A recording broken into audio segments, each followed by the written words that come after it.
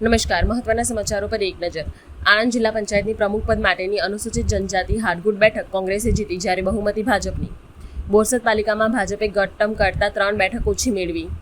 બોરસદ તાલુકા પંચાયતની ચૂંટણીમાં ભાજપને ગત ચૂંટણી કરતાં 4 બેઠકોનું નુકસાન.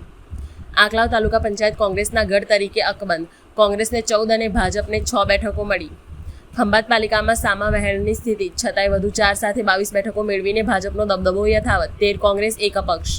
વડોદરામાં 6.44 લાખ જેટલા શહેરીજનોમાંથી 14,642 લોકોએ નોટાને મત આપ્યા.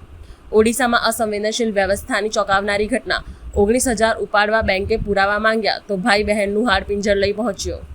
પશ્ચિમ બંગાળમાં આજે 142 બેઠક પર બીજા તબક્કાનું મતદાન, 4 મે પરિણામ. ઉત્તર ભારતમાં વેસ્ટર્ન ડિસ્ટર્બન્સની અસર, આગામી 4 થી 5 દિવસમાં હળવો વરસાદ અને પવનથી ગરમીમાં રાહત મળશે. પીએમ મોદી આજે 594 કિલોમીટર લાંબા ગંગા એક્સપ્રેસ વેનું ઉદ્ઘાટન કરશે. આ યુપીનો સૌથી લાંબો અને દેશનો બીજો સૌથી લાંબો એક્સપ્રેસ વે બનશે.